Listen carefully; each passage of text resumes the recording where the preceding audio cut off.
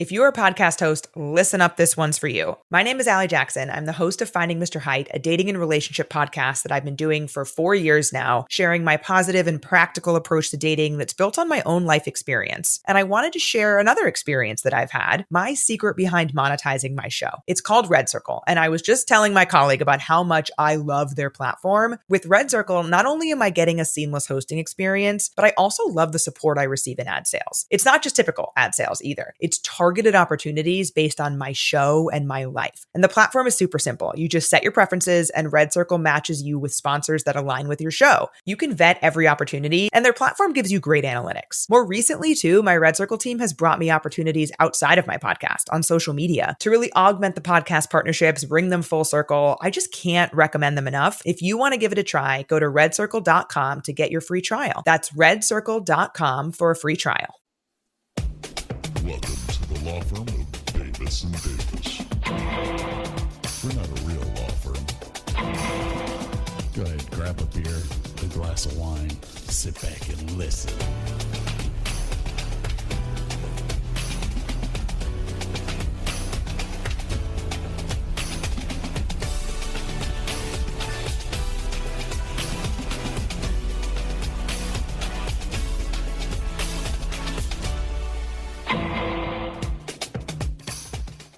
The Davis and Davis Show is intended for maturish audiences with a questionable sense of humor. The opinions expressed are those of Davis and Davis, but even they don't always agree with themselves. Side effects may include uncontrollable laughter, eye-rolling, and sudden urges to fact-check. Listener discretion is advised, especially if you're easily offended, related to either Davis or operating heavy machinery. Proceed with caution, or better yet, snack. Snack. Did you say snack? Snack. Unfortunately, people, last week we didn't do a show. I was deathly ill. Yeah, it started 2 weeks ago Thursday, and it was just kind of building on Thursday. By Saturday, I was curled up in a ball, crying all day. And for those of you who are new to the show or haven't listened to us or don't know, I have bouts of diverticulitis. And this one was bad enough to where Sunday I said to the Sveti, if I feel like this on Monday, you have to take me to the hospital. That's kind of serious. Yeah. Now, Monday I started to feel a little bit better. But anytime I have one of these attacks, my intestines, from what they went through, feel like they're bruised for about 3 days. So it's very, like, it's not the pain that I had before, but it's still painful. You can feel it. You're like, okay, I know it's still tender. I mean, what the hell? So Monday I did feel a little bit better, but Tuesday I did not sleep from Friday until Tuesday morning. Jesus. The pain was just so intense. Every time I would start to fall asleep, I would get back up. It's just like literally laying in bed in pain. So yeah, about 5 o'clock on Tuesday, an hour before we were supposed to start taping. I can't remember if I texted you or called you. I don't remember. I think you called. I can't remember. I don't text a lot. I'm not a good texter, people. I will answer the phone usually. You're an anti-millennial. But I don't like texting. I just, well, anyways, I'll finish the story. I called Burke and I was like, dude, there's no way. I fell asleep at 5:30 on Tuesday. I woke up Wednesday at 3:45 in the afternoon. Yeah, that's almost 24 hours. And that was to a text from me going, are you okay? Because we had talked about doing the show on Wednesday. And so he wakes up to a text from me saying, one of my friends and coworkers just died. And I just found out. So I am not in the mood. He's like, I just slept 24 hours. Fine. Yeah, it was not good. But then today I'm like, I'm doing some stuff. I'm playing some games. And I'm like, wait a minute. I wonder if Scott's awake. So we called Scott. How would you like to do our show so we're not a whole week behind? He's like, sounds good. So, yeah. The diverticulitis thing basically went away. Yesterday was what, Saturday? Yeah, Saturday. Mm-hmm.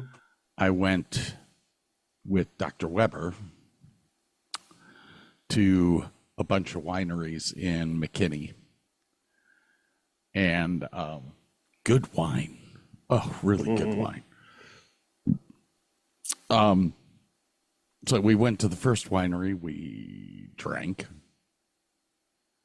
Went to the second winery, drank.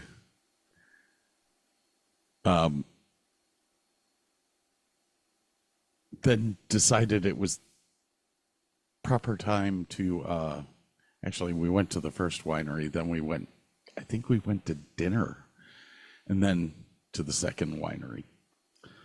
Dinner was Chemo's, I think it was called Chemo's sushi joint. If the diverticulitis had a foe, it was sushi. Because I blew through like $150 worth of sushi that day. Oh, they had and the torpedoes full speed ahead. They had octopus. Yeah. That was fresh. I mean, he was like, I just got it. It's still wet with salt water. And I was like, okay. So, of course you gotta do sashimi, Oh, yeah. Octopus sashimi. I downed that whole thing. Now, I had not pooed since Thursday. I went out for chicken fried steak Friday, chicken fried steak, corn, and mashed potatoes. And then on Saturday I have the sushi, the eventful sushi thing. Took the first shit this morning. There was corn in it, so I knew we're doing good. Corn made it through. It didn't hurt. Subsequently, 5 extra shits, just sushi. That looks like rice. Brown Smells rice. like a wharf in here. What the heck? What the hell? Fucking tentacles and everything. So the stomach's back to normal, I guess. Good. What's been going on with you? You've had a week and a half. Yeah. Oh, well, my car is finally fixed 100%. The AC blows really cold. Now, were you getting that fixed under warranty? Yes, thank goodness. I still had my extended warranty. That's good until October. So yes, that got covered. And I couldn't remember if you had said that was a warranty item. There are two pieces. There are two parts of my AC that are warranted for life because Honda put some really shit parts in there from some other contractor. This was the mixer core that is not covered under that.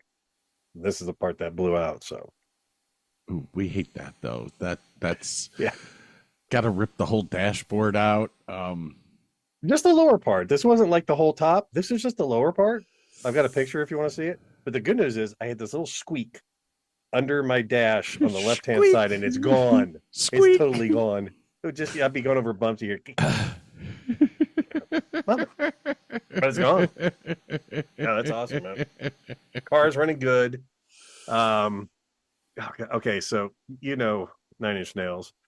Yeah. My nephew, the one Is it who's Nine Inch Nails? no, the one who's a twin, the bodybuilder.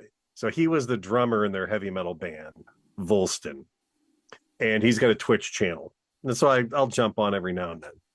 He was taking requests and trying to mimic the drums, and I'm like, oh, I've got a good one for him.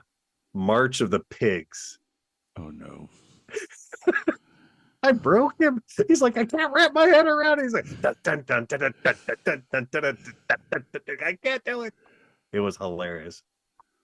Oh man. Probably the only song that I can think of where it's what, 4/6, timing, then 6/8, then timing wise, yeah, it slips between three Two different timings, and it's like you're sitting there going, "What the fuck? Where am I? What are you doing?"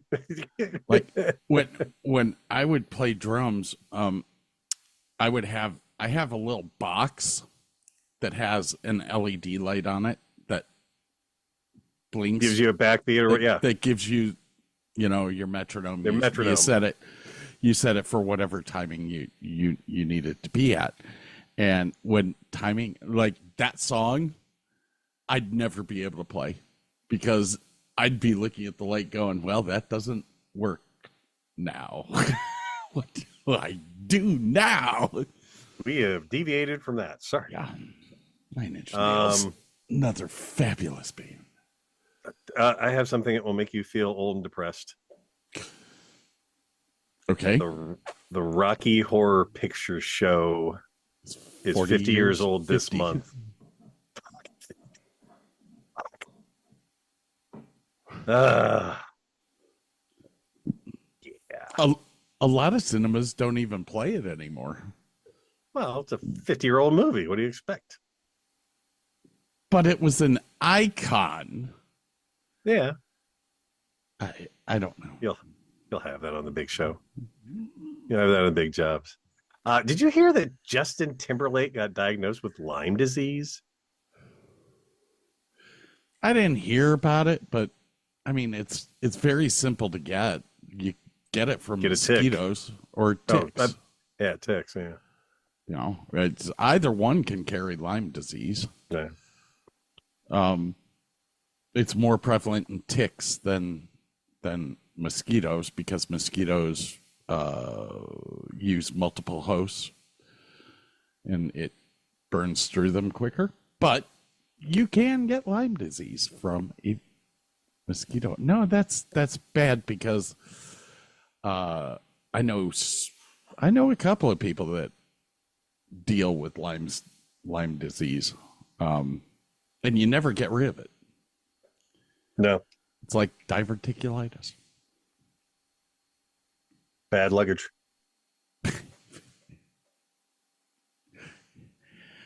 At least with Lyme disease, you don't need a bathroom close by all the time. Anyway, and then we've also got a few people that have passed away recently. Hang on. I need. Go to davisanddavisshow.com for links to this podcast. Listen at your own risk.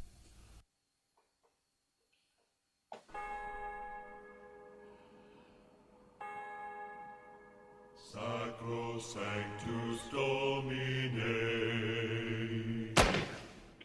peccavi ignoviunt, Jesus Christus Domine. Bring out your dead! Here's one. So sacrilegious. As I was saying, Mr. Chuck Mangione passed away. The flugelhorn playing Feel So Good music guy, he passed away. Hulk Hogan passed away. Talk about icons. And then a little less known, a guy named Jan Koymans. He was the guitarist for Golden Earring. He passed away. Yeah, wasn't this the week of the threes? There was somebody else. Well, previous to that, Ozzy, and we talked about the last show, and I can't remember. Well, I think we talked about Chuck Mangione on the last show too, because he died the same day as Ozzy. Oh, maybe I screwed my stuff up here. I apologize. Yeah, but Chuck Mangione, what a great jazz player. He was the first man to take the flugelhorn into the top 40. No, he was the only man to take the flugelhorn into the top 40. And will probably be the only man. Honestly, I don't think I've ever seen anyone else ever play the flugelhorn. Chuck did it. It's been done. You can't top that. It's just, love the guy. He lived a good long life, though. So. Yeah, no, he had a good one. So we are a little bit behind. So we are going to talk about the F1 race. Oh, where was the last one? Was that Spa-Francorchamps? The Spa track. Very long. Very long. 4.14 miles. Only 44 laps. It's so freaking long. Great course. Beautiful elevation changes. Historical course. Eau Rouge, which is probably the most famous S curve in motorsports. Yeah, I mean, honestly, it's a formidable track for anyone who races. As a matter of fact, we killed somebody there about 5 or 6 years ago in the Formula 2 race. Oh, goody. Yeah, we're good like that. But anyway, it was a weird race because they had a huge rain delay from the get. It was like an hour 10. Yeah, but it didn't have to be. And I think Max Verstappen was the first one to get on the radio and go, "Why the hell aren't we racing?" Yeah. But yeah, it's very, very. That kind of made for an interesting start, though. Well, it was weird because they did a rolling start. Yeah. How long has it been since they've done a roll? And then they did 2 full laps on a rolling start, which screwed up their actually helped them because they only had to do a 1 stop for the whole race. Right. They changed tires once, and that was it. I've got an Instagram reel on here. I don't know. I don't remember what it is. Let's see. But I put it right under the rain delay. Let me parse it. Oh God. Yeah. Let me share this. Oh yeah. This was from a few years ago. 2007. It's the cockpit view of an F1 car. I'm trying to share it. Can you see it? I can see it. Yeah, I can see it. Okay.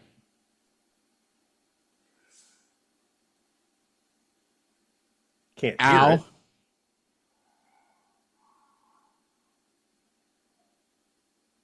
I'm not getting the audio off of it, but oh.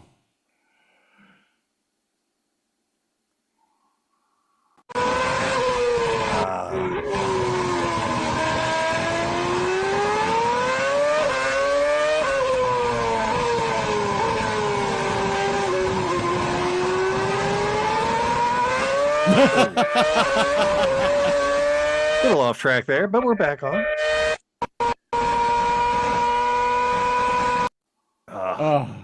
All that fucking rooster tail from the car. But like, how on earth do they do that? Well, did you read the title of that? I can click on mine here real quick. When safety was not a priority in Formula One. Also, back when the cars actually sounded like cars. Wow. That's cool. So let's see. Lando had the pole, but he lost it to Piastri. Hamilton messed up his qualifying pretty badly because he started 17 or 16. Bad enough to where the team said that this was unacceptable. Because it wasn't just one part, it was two parts of qualifying. He effed up.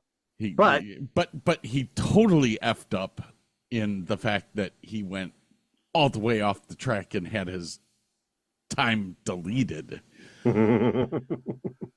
But he went from last to seventh. He did phenomenally. He did good. Yeah. He always does good in the rain. And really what this did for Ferrari was it gave them Hamilton was the first one to go out on slicks. And he's the guy that you want driving in the rain. Gotcha. Either Max Verstappen or Lewis Hamilton, because and for Fernando Alonso, all three of those guys are incredible in the rain.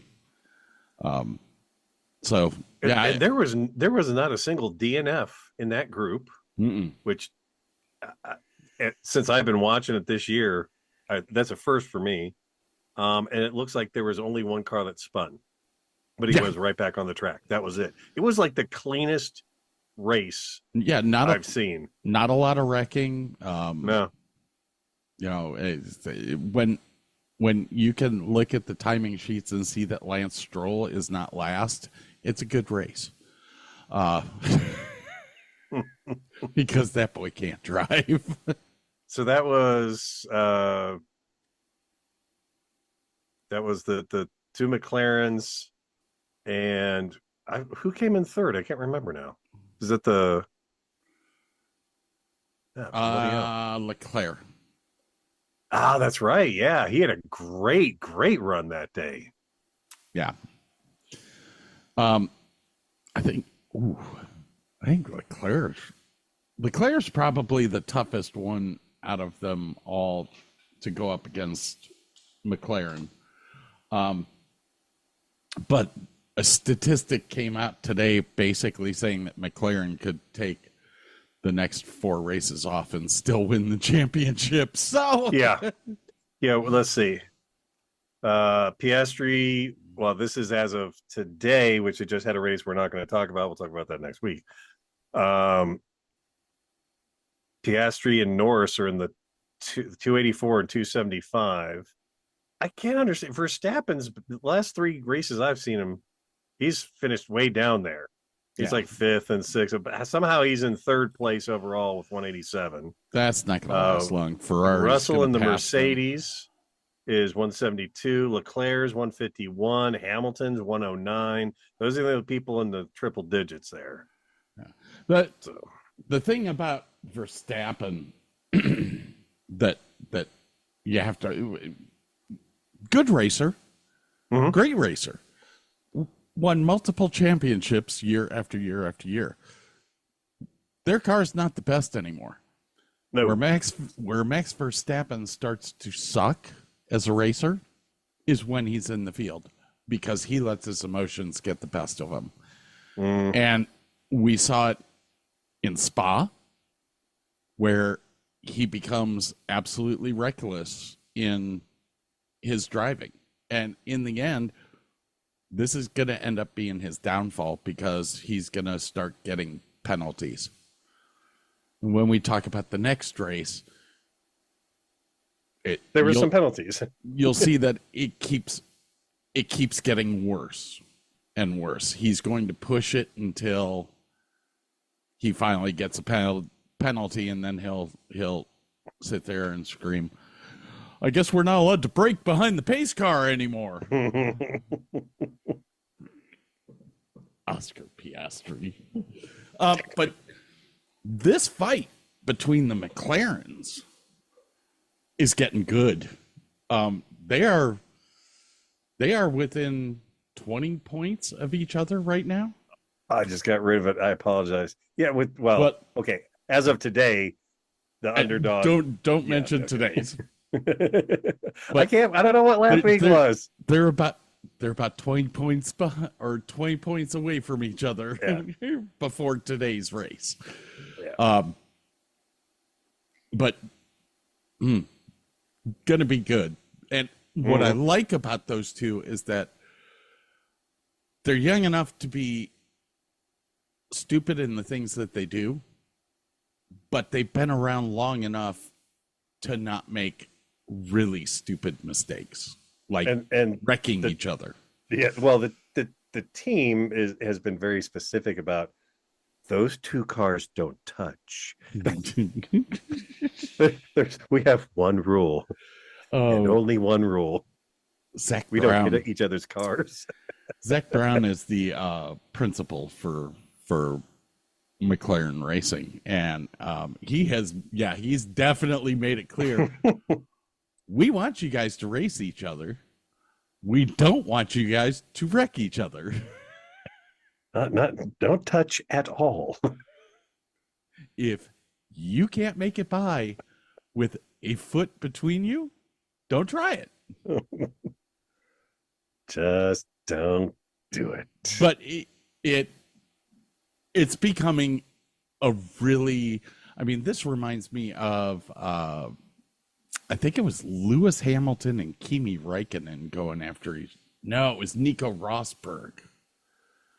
Nico Rosberg and Lewis Hamilton were on the same team with each other. They were both at Mercedes at the time. This was probably 6 years ago. And they fought tooth and nail all the way down to the last race when Nico Rosberg barely squeaked by to win the championship. And then once he did that, he was like, I'm retiring. Nope, no more. I'm done. I'm out. I'm a champion. Have a good day. But yeah, this is looking good. And honestly, the other teams aren't too far away. In points, maybe, but dude, the McLaren team is always 20 seconds ahead of everybody. Always. Well, I mean, can't talk about today's race right now.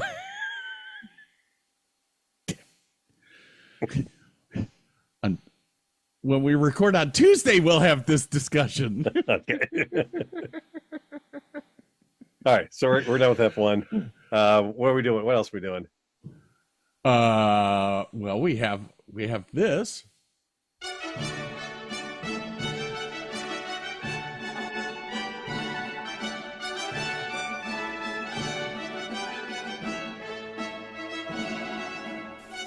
It's time for Burke's Spoken Word.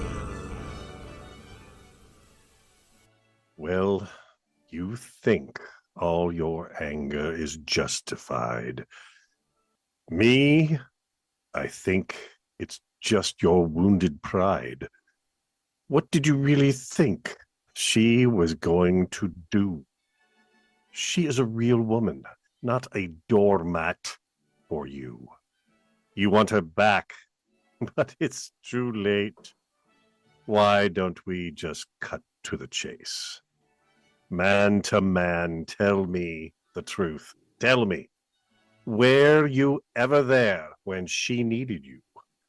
Man to man, look me in the eye. Tell me, if you really loved her, why did you make her cry?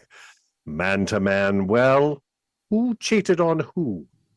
You are the one to blame. Tell me it ain't true, man to man. Ladies and gentlemen, thank you for listening to Burke's Spoken Word.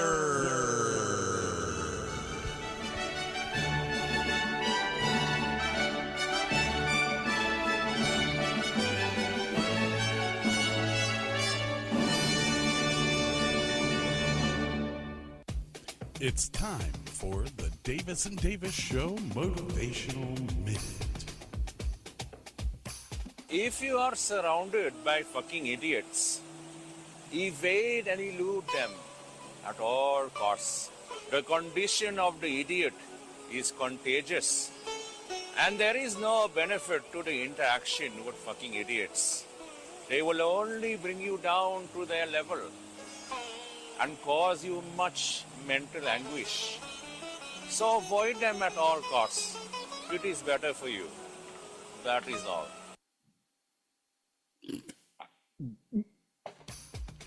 This has been the Davis and Davis Show.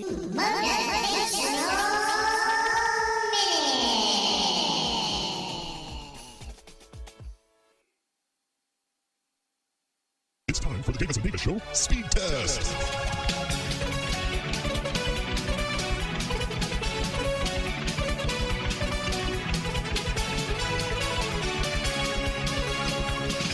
The results are in.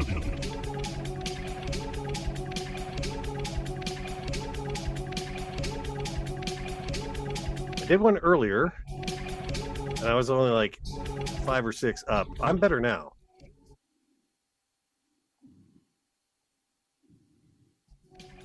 I'm at 378 down and about 10 up.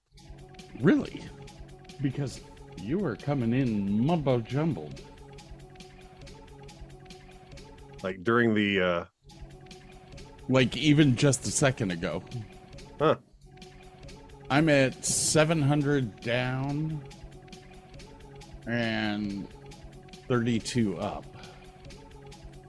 I don't know.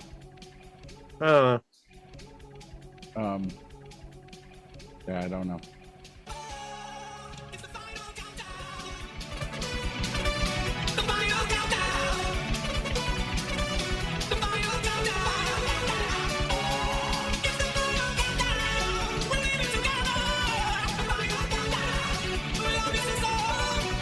Thank you for riding the speed test with us here at the Davis and Davis Show. It is time once again to call Robert Smith of The Cure and see if he is depressed.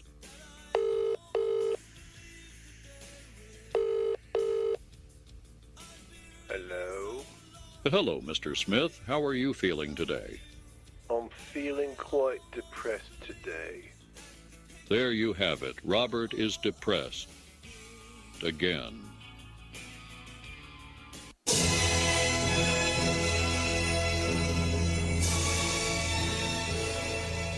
And now Scott Davis with the Gaza Strip update.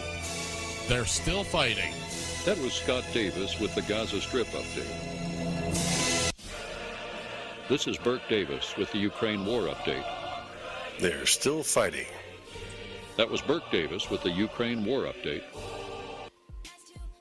And now here is Burke Davis with the Travis Kelce Taylor Swift update. Waiting. They're still engaged. Oh, Damn it. he was so not on.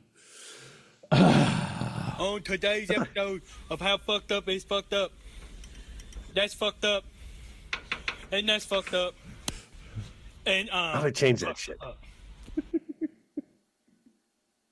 Shit your pants. Shit your pants, man.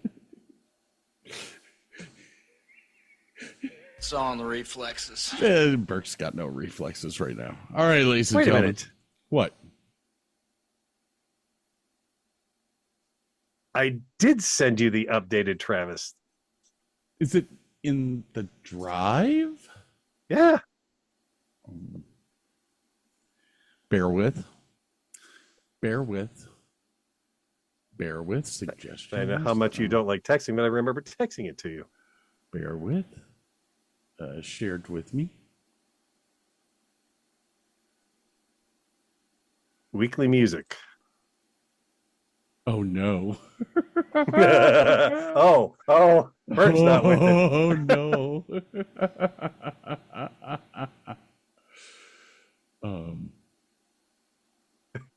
Oopsie. Let's see here. Did I download it? I don't recall. Well, ladies and gentlemen, unfortunately,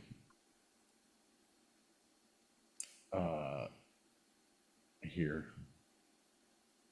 And now here is Burke Davis with the Travis Kelce Taylor Swift update. They're still engaged. That was Burke Davis with the Travis Kelce Taylor Swift update. And now here is Dirk Bavis with the Adele update. She's still dating someone. That was Dirk Bavis with the Adele update. God, all these singers are getting me so pissed at us. All right, we got to take a little break here. Unfortunately, ladies and gentlemen, this is the last show that you will hear music during our breaks.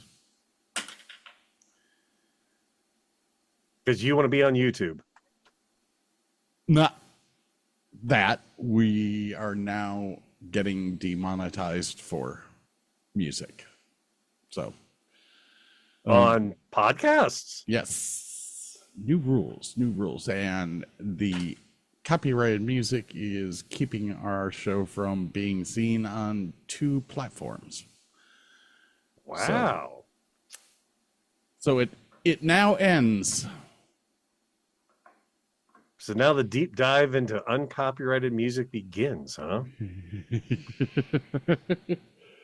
Well, we could Challenge. still accepted. Do deep dives. We just can't play more than 5 seconds at a time. Gotcha. So this is it. We're leaving it with the Cocktail Twins because we talked about them a week and a half ago. No. Already.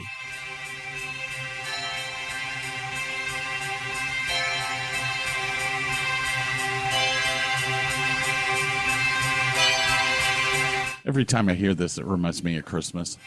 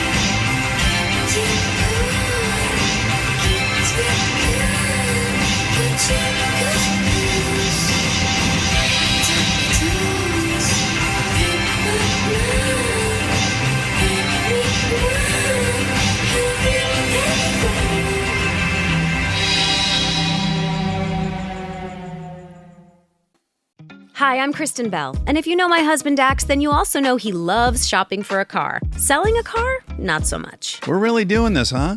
Thankfully, Carvana makes it easy. Answer a few questions, put in your VIN or license, and done. We sold ours in minutes this morning, and they'll come pick it up and pay us this afternoon. Bye-bye, Truckee. Of course, we kept the favorite.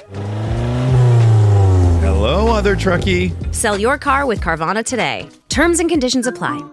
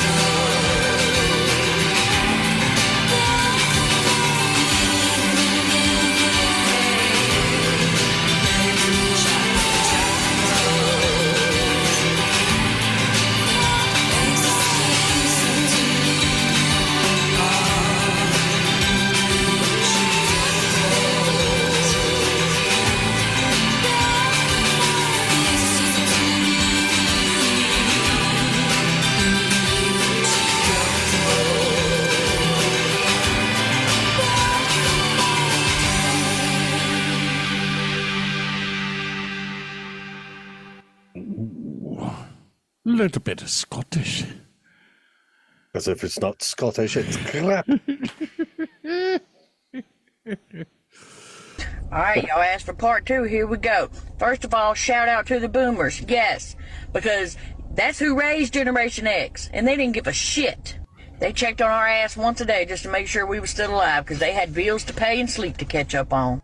See, a couple people maybe got their feelings hurt, but I don't care about your comments, darling, because you can't hurt our feelings. You ever held a flashlight for your daddy? Trauma. We grew up with, you think I got McDonald's money? It's food at the house. Chicken nuggets. You better eat this sloppy joe and be happy. And we only ever heard 2 things from our parents. They are sick and tired. Also, they'd give you something to cry about. We ain't have name brand clothes. We didn't even know what that was. Our shit was called hand-me-downs. Y'all younger generation might want to look that up. We had a couple nice outfits, maybe 1 or 2, but they was way in the back of the closet, and you didn't touch them unless it was time to go to, like, you know, church or a funeral, something like that. But then when you put them on, you couldn't take your ass outside and get dirty. You better put some play clothes on for that.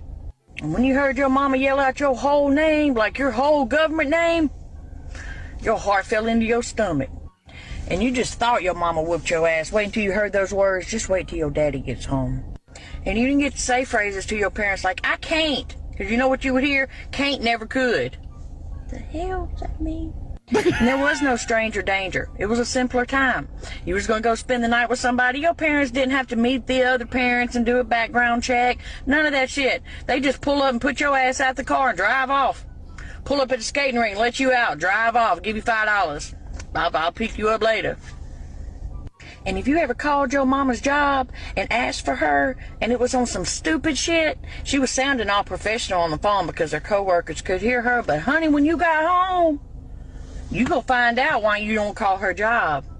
Lord, and if you was out shopping with your mama or you was in a grocery store and she ran into somebody she knew, you might as well get comfortable and take a nap because you're fixing to be there 17 days while they relive their whole life. And they'd be like, I ain't seen you since you was knee-high to a pissant. How little was I? And one of the classics, if you ever said, oh, so-and-so has this or so-and-so doesn't have to do that, your mama undoubtedly would say, well, if so-and-so jumped off a bridge, would you jump too? My mama told me one time when I heard the ice cream truck coming, I was so excited. And she said, oh, no, baby. They only ring the bell like that when they're out of ice cream. Well played. Well played. An Aussie named Baza wanted to buy a motorcycle. He doesn't have much luck until one day he comes across a Harley with a for sale sign on it. The bike looks better than a new one, although it is 10 years old. It's shiny and in mint condition. He buys it and asks the seller how he kept it in such great condition for 10 years. Well, it's quite simple, says the seller. Whenever the bike is outside and it's gonna rain, rub Vaseline on the chrome. It protects it from the rain, and he hands Baza a jar of Vaseline. That night, his girlfriend, Shaza, invites him over to meet her parents. Naturally, they take the bike there. Just before they enter the house, Shaza stops him and says, I have to tell you something about my family. When we eat dinner, we don't talk. In fact, the first person who says anything during dinner has to do the dishes. No problem, he says, and in they go. Baza is shocked. Right in the middle of the living room is a huge stack of dirty dishes. In the kitchen is another huge stack of dishes. Piled up on the stairs, in the corridor, everywhere he looks. Dirty dishes. They sit down to dinner, and sure enough, no one says a word. As dinner progresses, Baza decides to take advantage of the situation. He leans over and kisses Shaza. No one says a word. He reaches over and fondles her breasts. Nobody says a word. So he stands up, grabs her, rips her clothes off, throws her on the table, and takes her right there in front of her parents. His girlfriend is a little flustered. Her dad is obviously livid, and her mom horrified when he sits back down. But no one says a word. He looks at her mom. She's got a great body, too. Baza grabs mom, bends her over the table, pulls down her knickers, and turns her every which way but loose right there on the dinner table. She has a big orgasm, and Baza sits down. His girlfriend is furious. Her dad is boiling, and mom is beaming from ear to ear, but still total silence. All of a sudden, there is a loud clap of thunder, and it starts to rain. Baza remembers his bike, so he pulls the jar of Vaseline from his pocket. Suddenly, the father shouted, I'll do the dishes. Yeah, the weird sound effects were in the video. Oh, thank you. I'm like, what the fuck is that noise? Woo! Yuck. I'd storm out of here too, sir. He was with you. He's your father, right? That was it. Was that your father? That was your dad. Yeah, your dad stormed out of here during that meth joke. He must be a police officer or something. What does your dad do? Is he a police officer? Yes. Yep. I could tell by your mustache that your father was a cop. Put this on, son. We're going to town. Welcome back, poop pants. Welcome back, officer. Thank you for your service. Yes, sir. Oh, okay. Absolutely. Yes, thank you, Mr. President. We'll be happy to pay that, sir. Yes, sir. I will relax and I'll take a rest. Yeah. Have you seen the first episode of the new season? No, but I've seen the commercial that they did, and I think I've seen this clip. Yes, thank you. Thank you very much. Okay, we settled. Oh, we settled. Thank God. I got the president down to $3.5 million. $3.5 million. That's not so bad. That's really fair. I think that's fair. We'll just have to cut some funding for our schools and hospitals and roads, and that should be that. Yeah, well, that's not quite all. As part of the settlement, we also had to agree to doing pro-Trump messaging. How are we supposed to do pro-Trump messaging? Oh, come on, guys. We're South Park. We can do it. Yeah. That's right. We just gotta work together.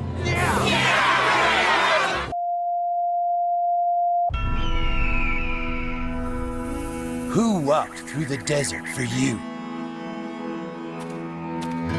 Who survived the wilderness and gave the ultimate sacrifice? When things heat up, who will deliver us from temptation?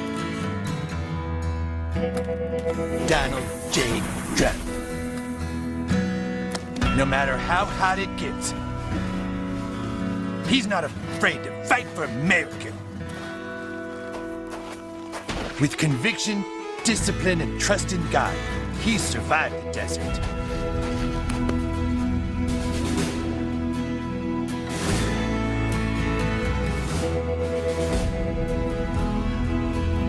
I'm Donald J. Trump, and I endorse this message. Trump. His penis is teeny tiny, but his love for us is large.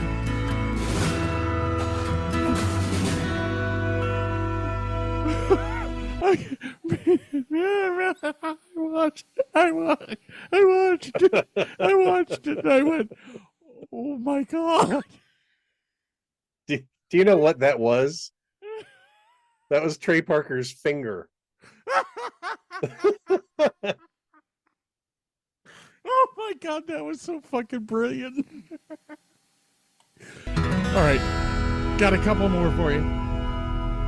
He trumped us back.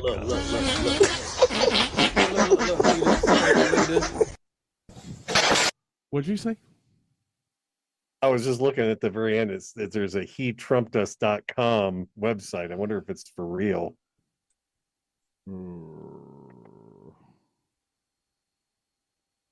Well, let's see here. Yes, sir. It's a fictional website. Damn it. Okay. Look.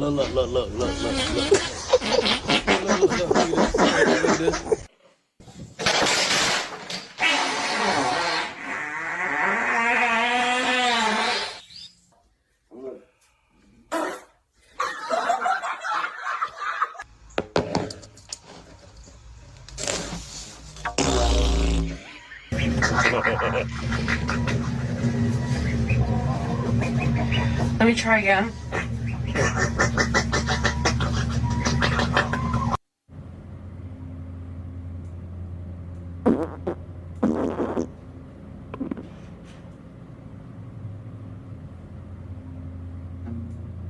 An abridged guide to flatulence. The blast furnace. What up? The rolling thunder.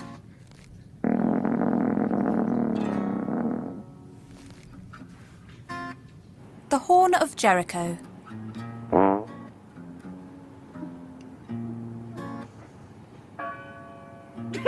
The Spanish wind.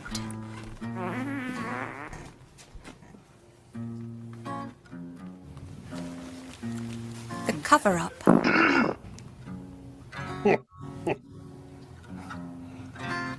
The long goodbye.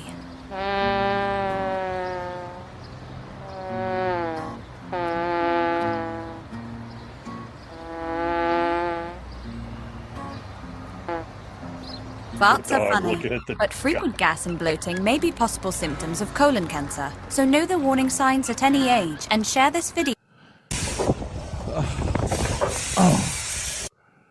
Dude. This is actually a serious video here that I'm about to play. Okay. And then we'll talk about it afterwards. But you see that there's a 19 08 case steam tractor. Yeah. Oh, yeah.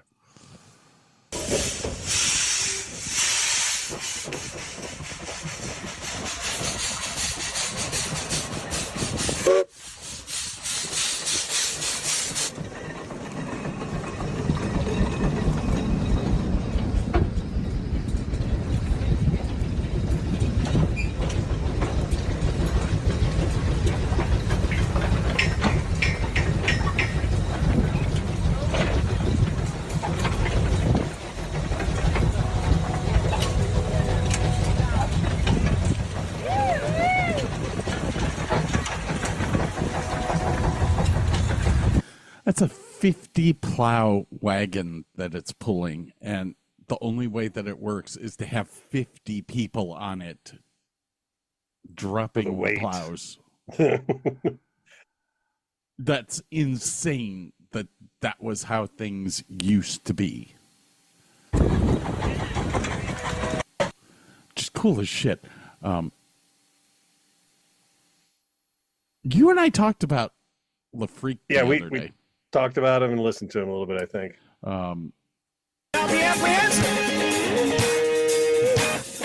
on your chair, let's go!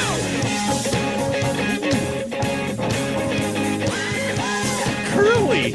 It's a celebration. So we talked about this band called LaFreak. And it is my favorite band to go see play. But it got me into thinking, man, I've seen Earth, Wind, and Fire. I've seen all these other bands. They're still out playing. Who else is out playing? Ready? Sure. And tell me if this excites you as much as it did when this album came out. Are you ready? Oh, sure.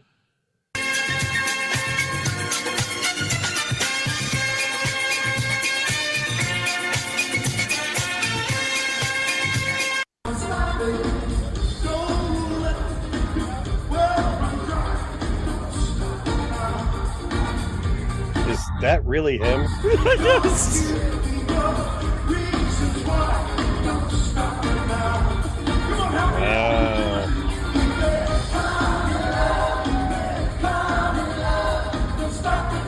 Yeah, I'm gonna have to pass on that one. I mean, he looks like the henchman from 101 Dalmatians, the live action version. Literally, I saw this. I went in the bathroom and went, "That's me." I cannot believe. I mean, how big he is. First off, yeah. Secondly, the wig is horrible. The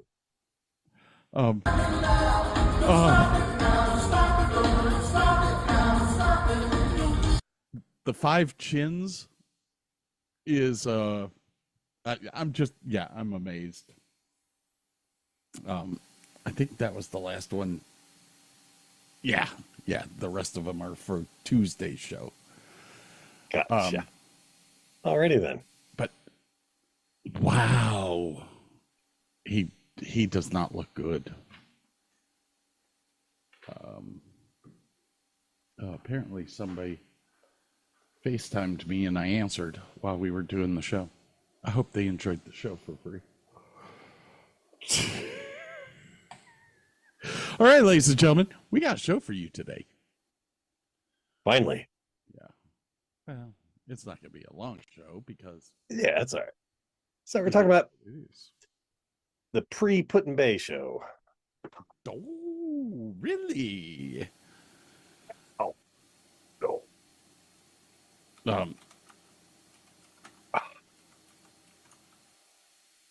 And I've got the agenda, the scheduling up.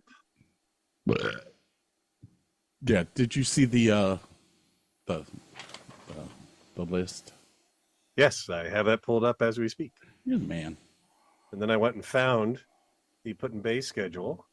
I found the entry list.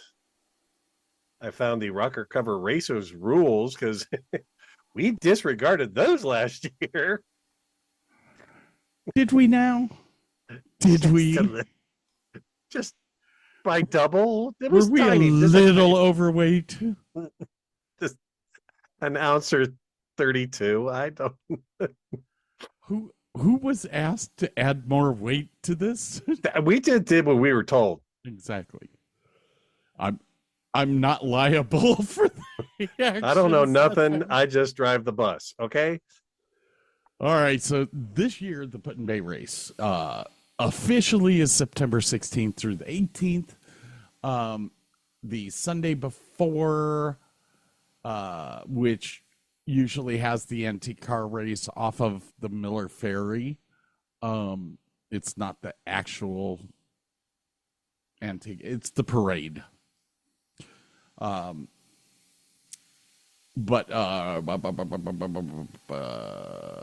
early arrivals in the paddocks. Yeah, that's all Sunday is. Well, no, I'm sorry. No, there's the antique. You parade. have the weekly. You have the weekly Island Antique Car Parade, which stages at the tour train. Which I think this is the parade that goes from Port Clinton onto the island. So it goes through Port Clinton first. Oh, okay. Gets onto the boat. There you go. Monday is just load in. Yeah, that should just be load in. Tuesday is the day that everything starts. Registration at 8 a.m. Tech inspection at 9. And of course, our favorite thing is the car show at Heineman's. Yep. Which setup is 12:30. Displays and judging is 1 to 3 this year. This is weird because we did the judging later than that last year, didn't we? I don't recall. I don't remember. Anyways, it's 1 to 3 for display and judging. At 3 o'clock, drivers will have their mandatory meeting. At 4 o'clock, the original race course tour staging begins. 4:30, the parade laps start. Then we all go back to Heineman's and finish getting drunk. And there's some cheese. There's some wine and cheese. Wednesday comes. Wednesday, first day of track activity. Volunteers are encouraged to help set up the race course. I don't think we've ever volunteered, though. I don't think I've got the body to be able to help. What am I going to do that's going to help? Point. I'm sure that'll go over well. Hey, take that bale of hay. Yeah, right. Sure. Art might enjoy it. We'll go over and make him laugh. That's our contribution. We'll make Art laugh. I love Art Spawn. So they do the setup and all that from 7:30 to 10. While that's going on, there's a late registration. Yeah. 7:30 There's a late to 8 a.m. is the driver's school. Late Make tech. up for Yeah, Tuesdays. late Yeah. tech. If you didn't tech the day before, that is the late entry. You can register, you can tech, you can do the makeup session for the two. But the driver's school is didn't it say about just the newcomers? Yes. New and man, I cannot talk. Exhibition. Exhibition. Ooh. At 9, practice sessions start.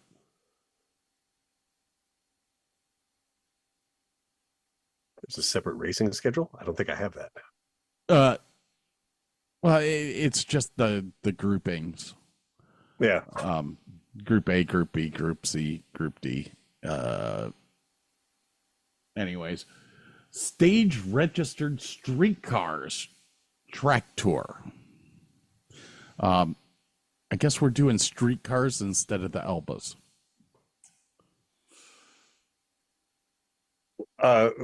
What does streetcars refer to? Streetcars. Like any old streetcar? Yeah, I do believe so. Do we need to name them? Last year we had what, the Porsches? Porsches and Miatas, was it? Yeah, it may have been a mixed bag last year. I can't remember. Yeah. Or was it the Toyotas last year? No, last year was Porsches. Last year was definitely Porsches. The Datsun was the year before. That's right. Okay. Anyways, moving on. So we'll have our lunch break. Then we'll have qualifying. Why is it that I'm totally confused? We'll have qualifying, and then 1 to 4. The featured marquee race, which I don't know. It's so convoluted. We really need somebody to decipher this shit for us. Anyways, that's the day of the rocker cover races with the illegal rocker covers. Could you add some weight to this? How much? Don't care. Okay. Much as you can put in there. All right. Hand me that 4-pound piece of lead over there. But we'll have that party will be at the Goat. The record cover race will be at the Goat. And, yeah, it's really in front of the beer garden, but yeah. Yeah.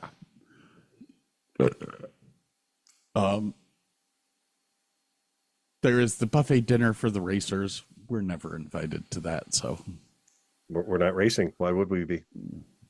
Yeah.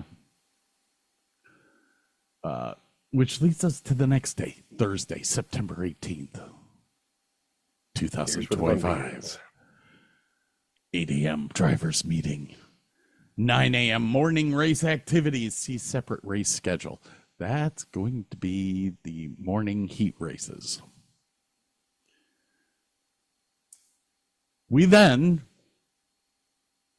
get together for the 11:30 streetcar race. Streetcars instead of Albas. I don't know. I don't know why. Oh, and there is a streetcar eligibility. Okay, here we go. I shall read for a moment. Reunion of cars, blah, blah, blah, blah, blah. Reach practical limit or total number entrants. Forced to place more focused criteria for streetcars.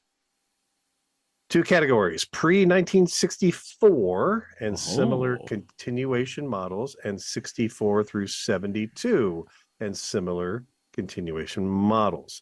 No displacement limit. Post-72 streetcars will be considered on a case-by-case basis. Final selection may not be confirmed until late June. No fees will be collected until a confirmation is issued. There you go. But we have an answer now. Well, tell us, Burke. What's after that? I have to flip back to that because I don't know.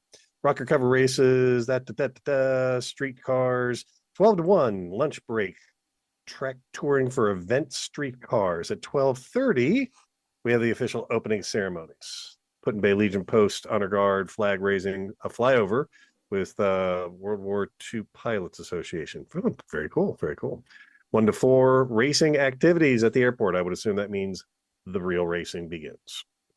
At 4 p.m., it is a Put-in Bay Cup race, and that is by invitation only. and then that's it. It's just the one day of racing, which is kind of sad. Kind of sad.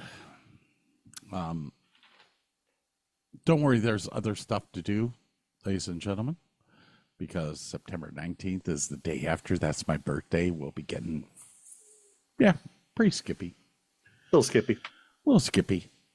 We have 47 entries right now. Anyone on you are the correct, list sir. that we need to discuss besides the known, like Robert Kanza is on the list. You know who I didn't see on the list? Sharon? Yeah. Yeah, I was just looking at the list and I'm like, I do not see Sharon on the list at all. And I do not see a picture of her car on there. So I don't know what's going to happen with that. The street cars are not set up for race. Okay, so the really cool guy, Rod, who's got that period TR4 that was the Le Mans replica. Oh, yeah. We'll be driving that in the streetcar division. That makes more sense. Well, you see, there's the Elva. We have one Elva in the streetcar race. Yeah. These are streetcars non-racing. Okay. So these are the ones that are just going to do a couple laps. Okay. I'm understanding it now. All right. Now I'm under. Yeah. I think. Now I'm catching on. Morris Minor, TR6, Cadillac DeVille convertible. That's 76 TR7, the shape of things to come. 2024 Mini John Cooper Works Clubman. It did say that anything post 1972 was on a case by case. Yes. Yeah. You know what I did not see was our Worsley. Oh no, you're right. Up. Wait, no, that's not the right one. No, that's Kurt's. Okay, so what's he driving? Worsley is there. He's driving the Worsley Hornet. Kurt Marquette, good friend of the. There he is. Of the whatever we are called here, the non-professional podcast.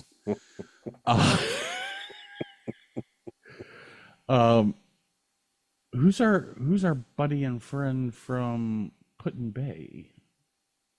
The guy that owns the oh wait, here he Nick? is. Nick Yeah, is he's down there. Oh yeah. Driving a 1959 Austin Healey Sprite Bug-Eye. I'm looking through the list. I'm kind of surprised at how many people live on the island that race. Well, you got one guy from Port Clinton, that's right across the lake there. Salt Lake City, Utah, Judas Priest. He's an hell of a driver. West Palm Beach, Florida, 62 Spitfire. Good Lord. Scott Sadowski driving. And there's a 1974 Porsche 914. There's a guy from Friendswood, Texas in there. Driving a Berkeley? Ooh, greedy. Ooh. That's going to sound good on the track. Ooh, side pipes and all. Okay, last year I think we talked about the 76 Porsche. Isn't that the kid whose dad? God, I can't remember. I think I showed you a video where did the dad have cancer or the kid had cancer? But they still went ahead and raced. That I'm pretty sure is them. Team Sadowski. Because they live in Put-in Bay. Probably look it up on YouTube real quick and find. There's two Porsches from Put-in Bay on the list, so it's either that one or the other one. No, I'm pretty sure the black one is the one. Put-in Bay Winery, Scott Sadowski is the other one. Then there's Nick's Austin Healey. The Datsun is a Put-in Bay car. There's a 74 Porsche 914 in blue. Holy, it's also there's a Porsche yellow that is sponsored by Real Bar. Michael Cervonic. And I do not remember that car from last year, but they are definitely showing it on the Put-in-Bay racetrack. So, don't know. Quite a big group of people. I'm glad to see Kurt's coming back. Yeah. And we definitely have 5 racers from Put-in-Bay. So, and we have several from the neighboring areas like Sandusky and Port Clinton. We got one from Wadsworth, Ohio, Larry Ritz. Uniontown? Oh, that's the Miata. That's Mike. Yeah. Wait, is that the Miata? Yeah. 92 Miata. Mike there with the... Yes, it is. Ooh, this means that we're going to have people to pick on again. Now, I can't remember if this is the guy I knew indirectly through work or if it was his buddy. Either way, they're both hilarious and just fun to be around. So whoever it is, we'll be glad to see him. I only see one Mazda Miata on here, though. Yeah. Which means that he's not coming. Although his buddy may come down with him. Yeah, you never know. You never know. So I'm kind of excited about the entry list. The Villages in Florida is an entrance with a 74 BMW. Jeez. Oh my! We want to party with him. We're going to find him and we're going to party with him. All right. Come on. So that's the entrance. And I don't know if we got into the race itself, or did we talk about the race itself then, basically? Next thing on the list is the car show. But we talked about a little bit, but what else would you like to say about the car show, Scott? Well, the car show is like the first thing of the weekend. This is a fabulous time to go and see every one of the cars. Not to mention the fact that Southwind Racing sponsors the wine and cheese and does a lot of stuff there. Cheese. But it's also a great time to spend time with the owners of these vehicles and learn a lot more. I mean, Burke and I spend a lot of time just talking to the owners because they're proud of what they've done. I'd be proud too if I rebuilt something that was basically mangled and a piece of shit. And now it's all pretty and gets on a racetrack. And finding new cars we never knew existed is a lot of fun too. BMW with the 2-stroke air-cooled engine in the trunk, which was cool as shit. And it had the best sounding exhaust.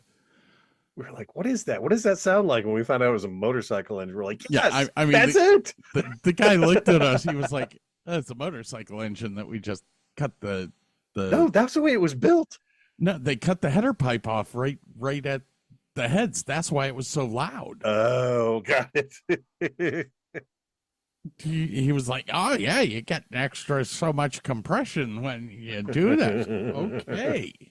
How much compression do you need with a motorcycle engine? But yeah, there's 2 opportunities that you have, ladies and gentlemen, to meet with the racers, talk, have a good time. That's the car show as well as the rocker cover race, which Burke has already explained we cheated last year. No, we accidentally cheated. Still cheating. Well, is it cheating if it's unintentional? I mean, I didn't know the rules and they didn't break the rules because they didn't know the rules. Let me put it this way. We accidentally disqualified the car. How's that? I was in ARCA,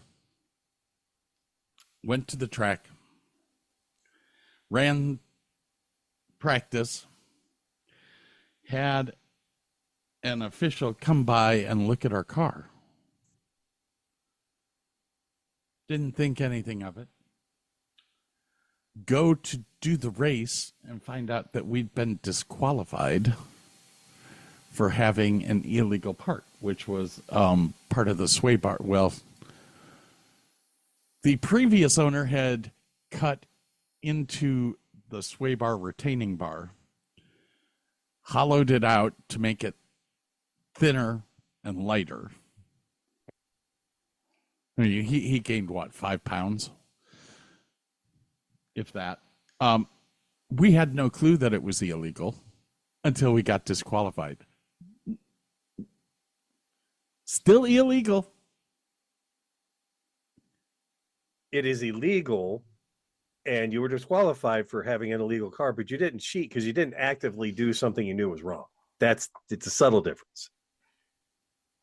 You had an illegal car, but you didn't cheat. Burke will find any way to sidescape this, but it's okay. It's okay. So we weren't disqualified either. Well, we didn't win either, so came close. I would have really liked to have weighed the winning car, though. Because I do believe somebody said that it felt like it was about the same weight as ours.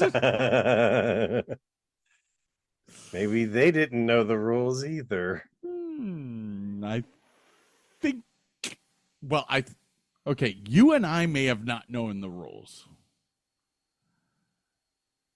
But there's a head man over us that knew the rules. On today's episode of How Fucked Up Is Fucked Up. That's fucked up. Yeah, that was like a 4-pound piece of lead that we put in that thing. Oh, yeah. It was huge. The race itself, what was the race last time? 25 laps? Well, we got stopped so often. We got stopped that one time for the medical helicopter. Well, that was qualifying, which we kind of bitched about because they shortened the qualifying race. It was supposed to be, I think, 12 laps or 10 laps, something like that. And we got knocked down to 6 because somebody decided to have a heart attack in the middle of the frickin' day. Did you plan that shit better? Come on. Fucking A, man. Land in his yard. Be quicker, wouldn't it? Anyways, I digress. The race, which will be on Thursday afternoon, right after lunch, I think. Yep. Pretty sure. It can be a really good race. What was it? 2 years ago, we saw all the wrecks during the race over by. Oh, the one guy went off like right towards us. Right towards Nick's girlfriend. Yeah, she was scrambling to get out of the way. It was. These guys, some of these guys take it seriously. Bob's out there having fun. Yeah, he wants to win, but Bob's not going to wreck his car. No. He's not going to purposely cause somebody else to wreck. Well, I'm glad that you said purposefully, because we have seen Bob run somebody off of a track. But it wasn't the green Spitfire, was it? Although that guy was a little hot, but it was green Spitfire. And well, the guy's ignoring the rules of engagement on a racetrack. Like it's like no. He was definitely making some ballsy passes here and there. Yeah. And honestly, with where he tried to make that pass in the S turn, I don't think that I would attempt it there because you don't have the grip to do it on the outside. Well, not just that, the guy ahead of you is looking ahead at the corner. You're going through an S turn, which is a very tight S turn. It's almost like a chicane. Yeah. So, I mean, you have the perfect passing opportunity just past that at the start finish line. Well, I think the guy felt he didn't have the gumption in his car to do a straight line pass, but he could get him in the corners if he had enough momentum and grip, I guess. I don't know. Well, whatever. He had the gumption and he went for it. The little spinny spin.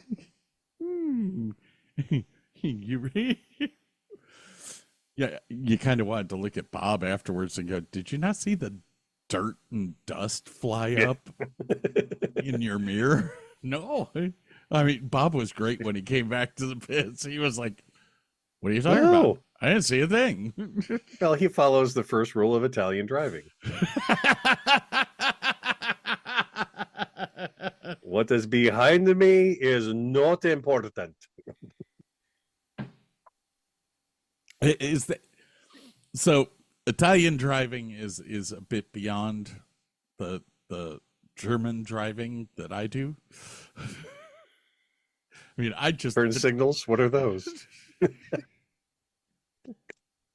Right away, it's mine. Crossover 5 lanes? Well, yeah. I had to get off. It's in the fast lane because I was passing it right. Now I got to get off. Good luck, people. Yeah. So yeah. The race is it's a good long feature. They have grandstands set up over at the airport, so if you're coming to watch the race, there's plenty of good seating. There's a lot of good seating around this place. Now, my favorite turn out of them all would be turn 3, 4. Be turn 5. Which is starting one, you get 1, 2, 3, 4. Oh, you're talking about the straightaway past us where they yes, because it's dude, it's so much fun to get down there because you can film them coming almost directly at you. I know. I mean that, but it's almost like an S turn there. That's really, really. I mean, it's the same S turn that's across the way at that we were talking about before, but this one's at the end of like the longest straightaway. So these guys are flying down there. Burke and I went down to that corner the one time, and I'm watching this MGTD make the corner, and I'm like, he's gonna flip that fucking thing one of these times. No, wait a minute. What was that big monstrosity? It looked like a tractor they had turned into a race car. What was that thing? Oh God. I took pictures of that thing coming down, and that I was like, you're thinking it's just too top heavy. It's just going to topple over. It's not going to make it. He's sliding through. At first, I thought it was a fucking tractor.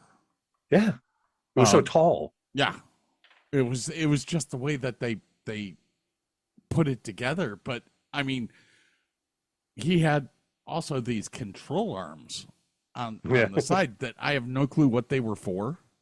If they were brakes, he sure shit wasn't using them. But yeah, that wasn't that the one that went up on 2 wheels as it made the turn. It could have, yeah. God, some of these vintage car racers are absolutely insane. To be racing that way, but yeah, that's probably the best corner on that whole racetrack, and there's no stands down there, probably because somebody got die. With where you and I were standing, somebody could have hit us. Great place for photographs and video though, because you could stand directly in the path of the car, zoom in and take a photo or something like that, and then move out of the way before they got up to the corner. I'm sure that's probably not good for them. But I might actually bring my good camera this year and really take some photos.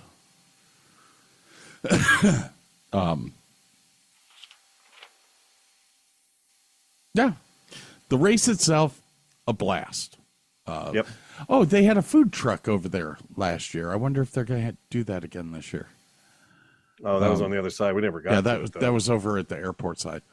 Yeah. I mean, we didn't get to it, but I saw the food truck. So somebody getting food. Hopefully, that's the same one that's down at that hotel. Ooh, no, because they left it at the airport the whole time. Oh, okay, all right. Must have brought it onto the island. Yeah. I mean, I'd be half tempted to bring a food truck up there. I bet you $5 that'd be really worth some money. Working a hot food truck? No.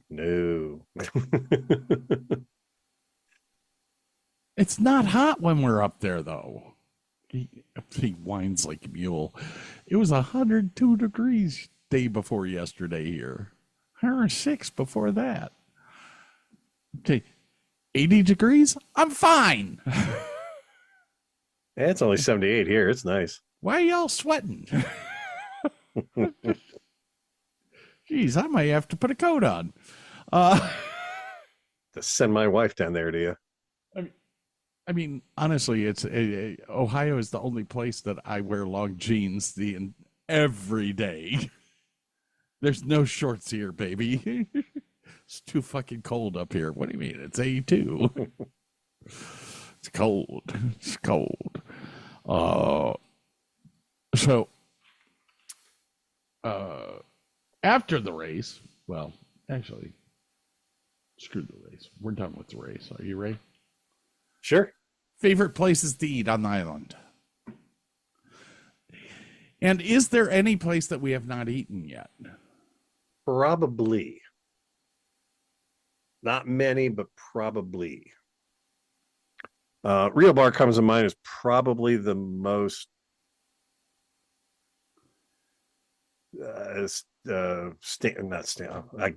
my words are gone. It's always consistent. Thank you. It is consistently good there. They have a great consistently range of stuff. Good. We usually go because they sponsor Bob's Car. Yep. After they got rid of the vegetarian chili burger, was it? It was a vegetarian sloppy Joe, wasn't it? Or I thought it was a sandwich. God, I can't remember now. Well, we've never eaten at the boathouse because we sat there for half an hour and nobody talked to us. Now, I love the Real Bar. They have good food there, but I miss the vegetarian meal. The Forge was probably the best breakfast I've ever had on the island. Breakfast? I don't remember doing breakfast at the Forge. Yes, we went to the Forge. I had eggs Benedict. Oh, they screwed up my thing. I thought. Oh, wait. We went there for lunch. I had the panini. That's right. No. The Forge. I thought I'm getting confused. So what's the? No, we went there for breakfast as well. Yeah, because we missed. I'm thinking of the brewery and distillery for food. Yeah, we've had beers and burgers at the distillery. The Forge we did go to that one day. It was an afternoon. Yeah. Yeah, it was supposed to be a panini. Well, we went twice. I got the panini the one time, and then I got eggs Benedict there. The eggs Benedict was perfect. I thought the eggs Benedict was that place on Main Street. I did eggs Benedict at Frosty's as well as Pascal's. Pascal's, that's what I'm thinking of, yeah. Like your eggs Benedict, do you? If I'm on vacation and I don't have to make it myself, Eggs Benedict is on. Yes, sir. Yeah, Frosties is. How do you describe Frosties? Frosties. Here's Kind what of like I'd a say. Denny's. Yeah. Here's what I'd say about Frosties. Breakfast, solid. I don't think I'd ever do lunch there, or dinner. It's just they have a bar attached to it. At nighttime they do pizza and all that stuff. If I might do pizza, I'm going to go to Cameos. Oh God, Cameos at the source is amazing. Yes, which we didn't realize this. And we stopped into Mr. Ed's bar to have a drink, sit out front, and we were like, "Hey, let's get a pizza." Oh man, so good. So we went in. We got a pizza at Cameos. Now usually we'll get pizza from them delivered as a sponsor of theirs with Southwind Racing. The pizza that we get delivered to the hangar is not the pizza that we got at Mr. Ed's. Yeah, it was really good. The pizza that we got at Mr. Ed's, I sat back and I went, this is the best pizza on the island. And there's 1, 2, 3. There's 3 different pizzerias on that island.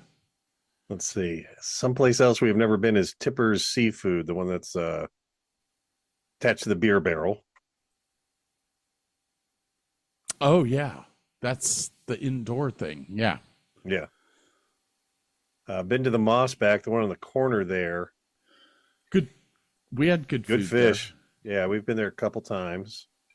Topsy Turvy's, good place. That's the place that is open and you have the view of the docks. Yeah, you got the dollar bills stapled up everywhere. Yeah. We have never tried the Mexican cantina on the boardwalk. We always get, every time we go to the boardwalk, we're getting the soup or the bisque. Yeah. Yeah, we can put that on the list. There's supposedly another place that we haven't eaten. Put in Bay Waterfront Cafe, which is right next to the Put in Bay Winery, which that's like going down towards or is that actually the thing there? Sorry, I'm going off. What's the place that Bob and Mary belong to? The yacht club. The yacht club, yeah. Yeah, there's supposedly a Put in Bay Waterfront Cafe. I'm trying to get a picture of it. Those look like houses.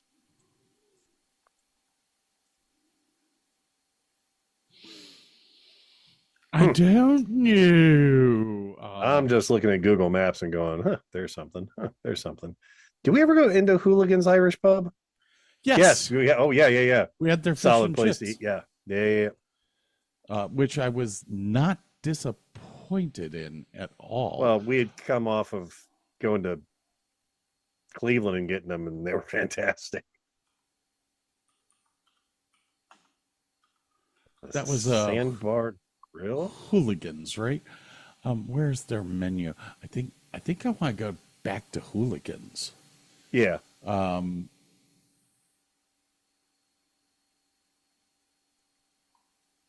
Oh yeah. Shit, they got a Reuben Fusion, crispy flatbread topped with creamy Reuben dip and shredded white cheese drizzled to perfection with Thousand Islands. But I have gotten the Reuben there before. That's right. They have the marbled rye bread with the Reuben. Oh, that sounds so damn good. Finn's fish sandwich. There it is. The fish and chips. Beer battered fish and chips. Now, it wasn't as good as PJ McIntyre's. Right.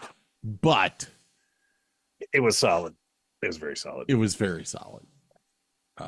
We of course will be back at Joe's Bar because that's just good food for a good price there. We've never been disappointed. Well, Nick runs it. Nick is a good friend of all of ours, and I 100% would go and support him. Not to mention the fact that every time we've had a burger there, it's been greasy and tasty. Oh, yeah. All at the same time. There was one place, I swear to God, there was a place halfway between the Yacht Club and Topsy Turvies or Tipsy Turvies. That might be that waterfront cafe I was trying to talk about.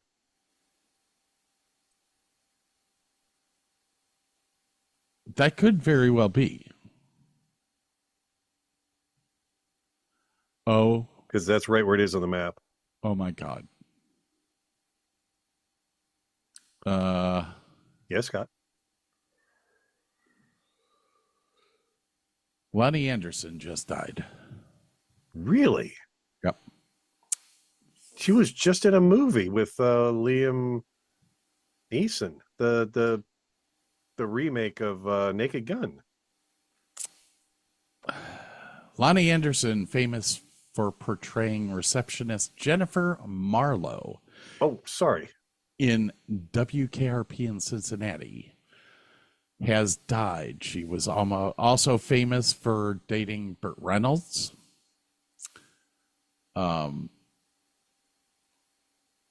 This just, I mean, it just posted 3 minutes ago, or at 6:50 my time.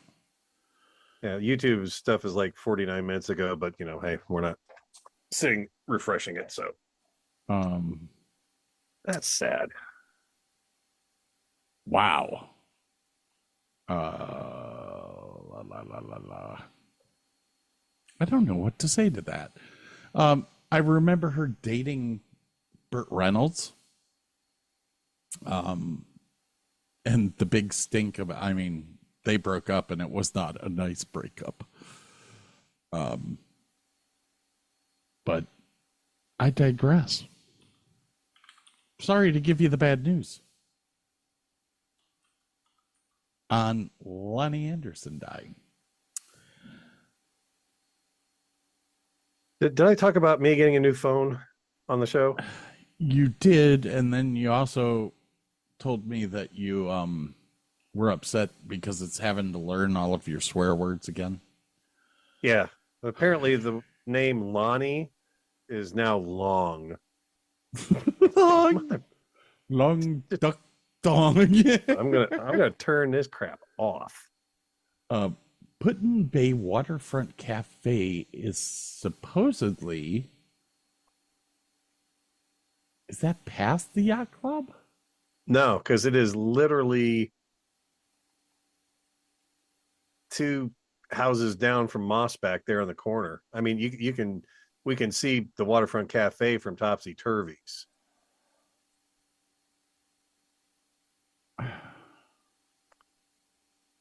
So I think that cruise nest that you see, I think that's right across the street from. Oh, here we can. I turn on the actual pictures. Yeah. No. There it is. Oh, it's right. Miller's Ferry Corporation office is the is the yacht club.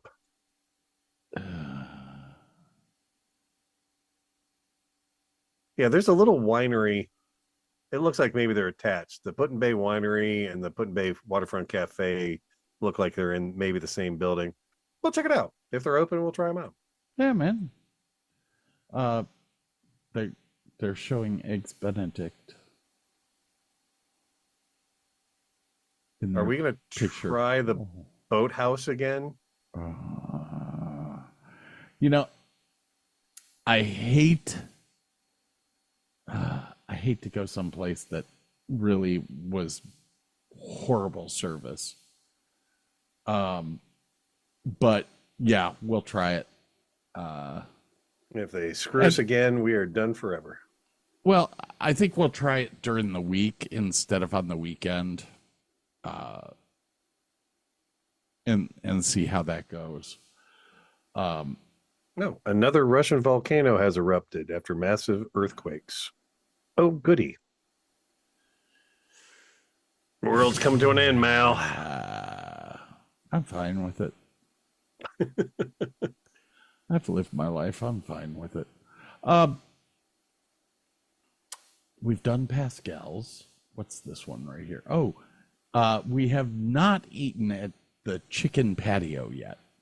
No, we have not. I saw that and I'm like, it does smell good when we're walking past it. I mean, you know what you're getting. It's chicken on a grill outside, but right, probably pretty good. But it would be pretty good.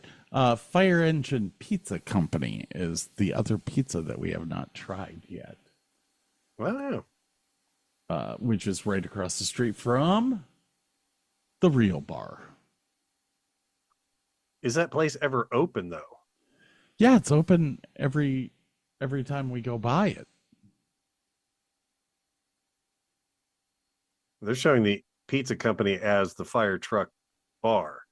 I don't see where they cook the pizza. No, the pizza is actually in the building right next to it.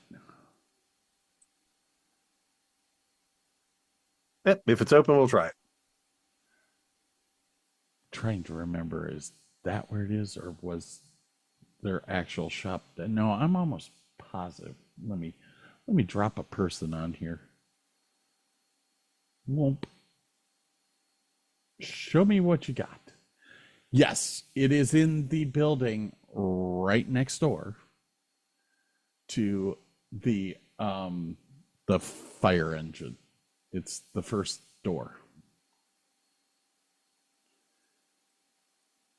I just never remember them being open, but there's a lot of places that do close up during the week and the off times. Yeah, but if the fire engine's open, it should be open. Okay. And there's the forge. We have eaten at the distillery, right? Oh yeah. I just don't remember eating there. I remember drinking there. I don't think I ever. I for sure at least had a burger there once. Okay. Well, I don't think you've been to Put in Bay without me.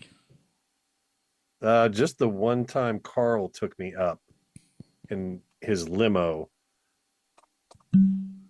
Oh, that time of the night. His limo? You mean his vehicle that doesn't work well? This was limo number 2. The big long black one. Was this the Crystal? I forget which one it was. It was a Cadillac. I know that. Wow. Little potent there, buddy. I haven't drank anything but wine since the diverticulitis thing. Hang on a second.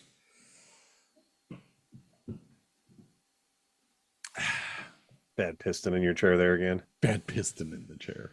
I don't know which to buy first, the new arm. How about a whole new chair? Or a chair that actually stays up. Perfect ad for Viagra. Chair not stay up? Oh my God. Dynamite! JJ Walker's back. So yeah, there's a few places that we have not eaten yet. We'll have to work that out. Just for our avid listeners, we will try them out and review them for you. Yeah. Most definitely. And my daughter will be up on the weekend, so one of the places or two of the places will actually, well, should be open. Yeah. Gonna take her pizza place. Gonna take her to get some lobster bisque. But from what she tells me, she's a pretty heavy drinker. We'll have fun. All right. Several things on this island to do when you're not racing. Exactly. What are your top things to do? Well, was it just last year that we got to go up into the Perry's Monument, or was that the year before? That was the year before. That was cool. I really enjoyed that. I really enjoyed the museum outside of it. I thought that was awesome. We did it for sure. The one nature walk, the Massey Cliffside Preserve, I believe. Yes. Long walk, but really cool when you got to the end. It was definitely worth the walk. I don't think we've ever gotten out at the end because there's another nature preserve, but it's just beach pretty much. There might be walking paths through there. Yeah, not a lot of parking is the biggest issue there. One of my favorite things to do that Burke and I have never done when we're up there, but the Sveti and I did this, the Ohio State Research Tour. Is that the one on the little tiny island across the way? Yes, you can take a boat over to the little tiny island and they show you all of the research that they do and stuff like that. And what I found cool about it was, who's that guy? Who's that guy, man? Dirty Jobs? Yes. Dirty Jobs went up and helped do research with the Ohio State group, lake snakes and different things like that. They lay out these big pieces of plywood that the snakes love to get underneath, and you lift them up and you grab these snakes, and he got bitten so much. It was hilarious. And then you make the snakes throw up. The fact that the researchers got to the point of every time he screamed "ow" to just keep laughing. They understood the assignment.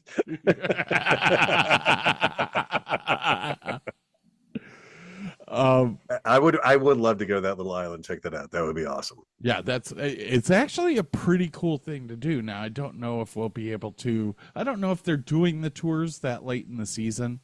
That may be the issue. Yeah, because we are there late in the season. When the Sveti and I went, we went July, mainly because I wanted to go to the Medina County Fair, which is the last week in July, and I wanted to go to Cedar Point in that trip. So in that trip, we were actually able to, hold on here. Flights to Put-in-Bay Island from Dallas, Texas, $110? $114. The fuck are you talking about? Oh, they probably won't have it going on because of the races, but just recently, for $100 a person, you can get on the old Ford tri-engine plane and fly from mainland to Put-in-Bay if you want. For how much? So I think $100 a person. But I mean, that's a historic aircraft. Like, that was the first airplane that took goods and stuff to the island initially. Oh. Kind of cool. The Tin Goose, I think they refer to it as. I'm looking for it, but I can't find it. I'll find it someday. Right now I'm kind of stuck on the Island Air Taxi, which looks very interesting and all that. $40 each way. But you can only go to Port Clinton, Middle Bass Island, North Bass Island, or Kelly's Island. Yeah. If they were flying into Cleveland, I'd fly in. Here you go. Let's copy and paste. There you go. Liberty Aviation Museum. And the other thing, and this is just kind of a, you drive down to Captain Alfred Parker's park. Yes, sir. Park your car, and you look over to the left, and you can see the Benson Ford Ship House home. I love that house. Did you ever look it up on MTV Cribs? Yes. Okay. Yeah, you were the one that told me to go look at it. And I was like, this is insane. But you have to admit, it's kind of cool. Oh, it's wicked cool. Like, kudos whoever thought up that crap. Let's cut off the front half of a ship that looks like the Edmund Fitzgerald and stick it up there and make it into a house. Yeah, it's cool as all get out. I would have changed the name to Edmund Fitzgerald. Going down to the state beach is kind of a mellow thing, but you got that cool sign down there. Take your picture there. Do they have? Burke and I did the hike the one time. We did the shortest of the 5 hikes that they have, which promptly causes you to walk through this forest for about 20 minutes, and then you get to the lake, prompting you when you get back to the hotel to look and go, I was bit by about 762 mosquitoes on that trip. Now, there is a golf course on the island. I'm not interested. I don't have clubs anymore. It's only a 9-holer. Did we actually go down to the South Bass Island Lighthouse at the very tip there? We've driven down there, but we've never gotten to the lighthouse. Okay. Is that on the south tip? Yeah, it's if you got off at the Miller Ferry and drove up to the first road, you turn left. Yeah, we went there. Okay. It I don't think wasn't, we got out and no, open, probably. we drove down there. It was raining, and we never got out of the car. Yeah. But it is there. It's a cool thing. But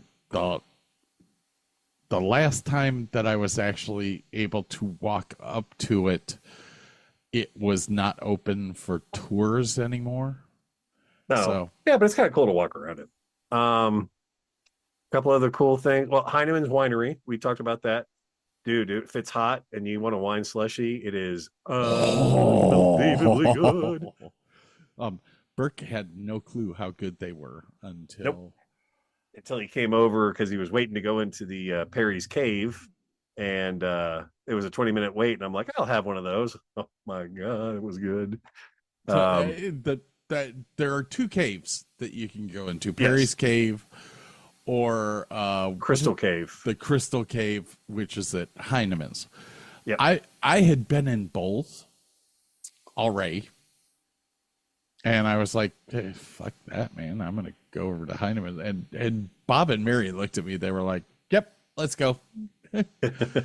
Well, we were playing putt with the kids, the Kansas kids and the little, and so that was a fun time. That's over at the Family Fun Center. We first year there, we did the butterfly exhibit.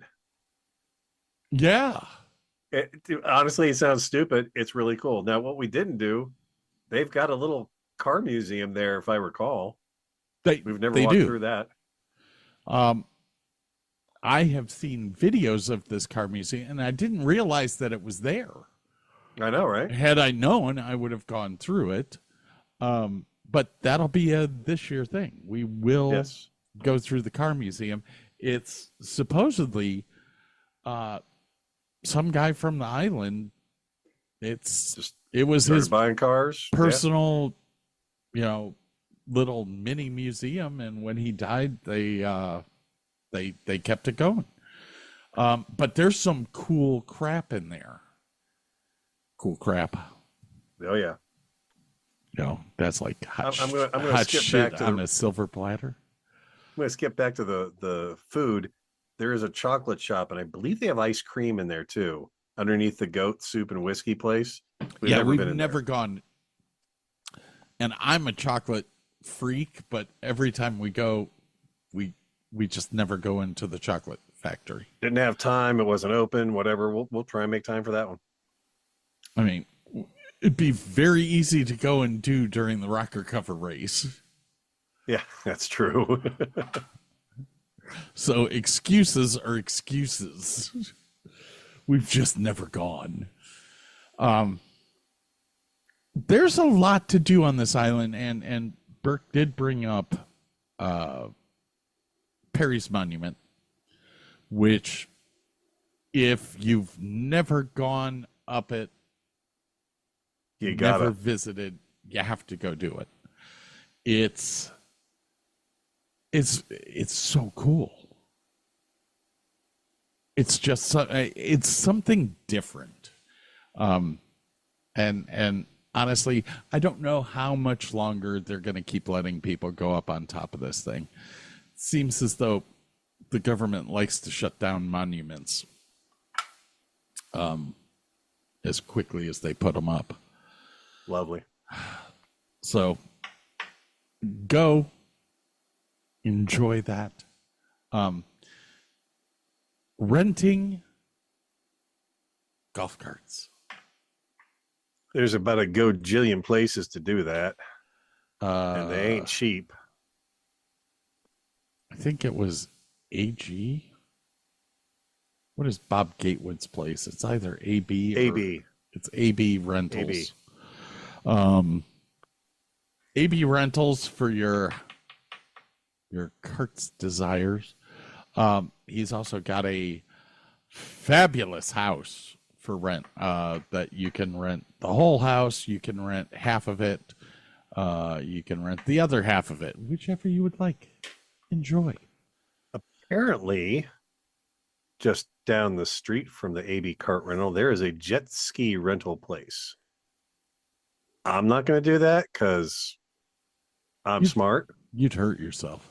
Yes, I would. I'll go do it. I'll watch and film it and laugh. I'll be fine. What is Ray? Oh, that's a bed and breakfast, or just Airbnb. Sorry, not bed and breakfast. Airbnb. I'm just looking at the dots on the map. Now the cigar place is gone, right? Unless somebody bought it and is doing something with it. There's nothing on Google Maps, so I'm kind of guessing probably not. Wow. I wonder what he did with all that stock after he died. Well, he didn't do anything, but yeah. It's probably sold off. I will say that was kind of a highlight for me. She literally picked out the best cigar for me to smoke. That's very hard to do. So she was good at something.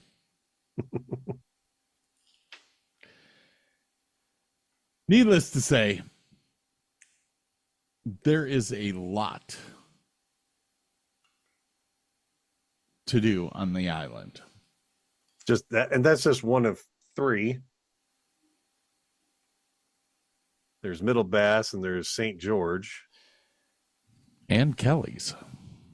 And Kelly's. And Little Tiny Sugar Island. Which, you know what? We've never taken the boat to other islands. Well, honestly, and from what I'm looking on here, we'd have to drive all the way to the other end of the island, get on the Miller Ferry to get to Middle Bass. Like there's no direct thing from. No, there's a boat that comes into the boardwalk. Okay. That goes to the other. It's not showing islands. on here. Yeah, just the big ones. The Port Clinton, Put-in Bay, the Miller Ferry show on the Google Maps here. There may be.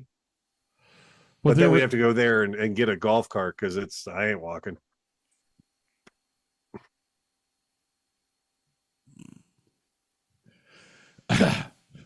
Burke against all exercise. It's not that. I just can't do it, man. Needless to say,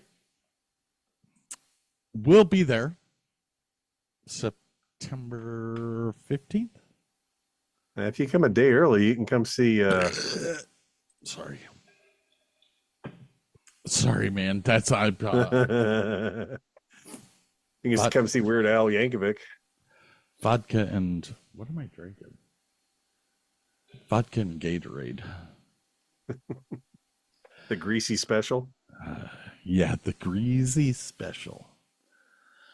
Well, here's the thing. It is impossible for me to leave but before the 14th. Okay. I'm just saying, So I'm leaving on the 14th at probably 4 a.m. and I will get to Ohio about 8 o'clock in the morning. Because I will stop and sleep.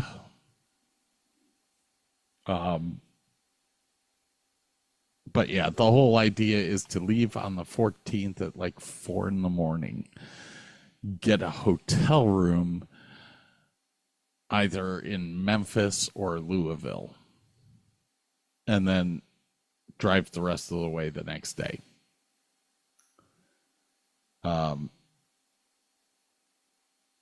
And hopefully be able to go to Millersburg and pick up some cheese. Cool. We'll see. That may not happen this year. It's okay. It's that the dice are not falling in that fashion. General direction in that order. So we'll get up to the island on the 15th. We're leaving on the 21st. You can come up on the 19th and celebrate my birthday with us if you would like. My daughter will arrive on the 20th, which will be Saturday? fun. Yeah. Yep. Well, I haven't. I pretty much told her if you want to come up on Friday, come up on Friday. But she doesn't get off work until like 5 o'clock, and then it's a 2-hour drive from Worcester, where she is. No, she's in Loudonville. Sorry. Too bad she doesn't know the owner. I think she does. Nope, not gonna. Hey, try not to suck any dick on the way through the parking lot. Not gonna hit the other one. Trying to be a more friendly, kinder, gentler ex-husband.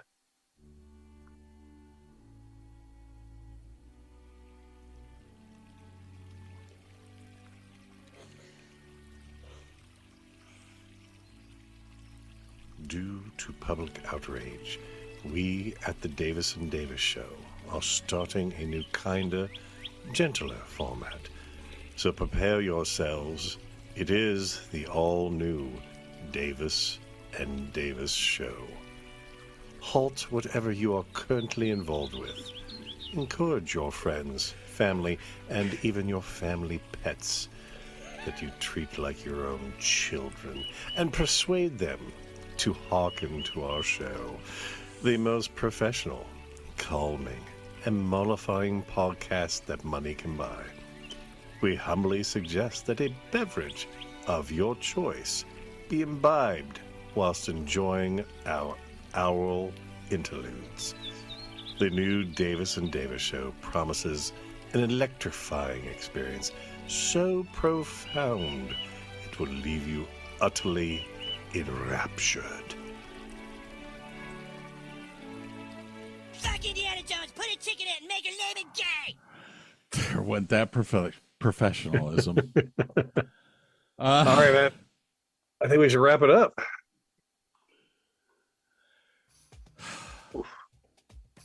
The price is wrong, bitch. Absolutely wrong. Absolutely wrong. Shout out to Southwind Racing, Cameo Pizza, Island Hardware, and The Real Bar. Good friends of our friends and good friends of the show. And Also, Nick at Joe's Bar. And Nick at Joe's Bar.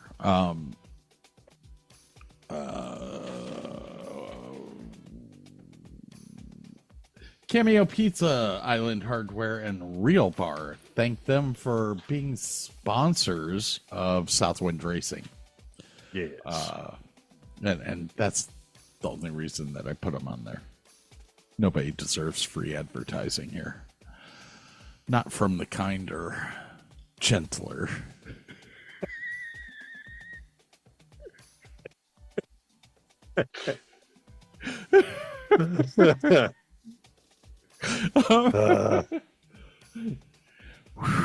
The price is wrong, bitch. That's right. Fork out some cash, motherfucker. Yeah, come on out, man. It's a good time. We have a good time. The races are to die for. Our show is awesome. Because of our unprofessionalism, we are not affiliated with the Put-in-Bay race at all. But we love it, and we have a good time there. Come on up, be unprofessional like us, and enjoy yourself. That's right. We'll see you guys in a couple of days, and we'll talk about that freaking awesome Hungarian Grand Prix that happened. Oh. All right, ladies and gentlemen, we're out of here. Later.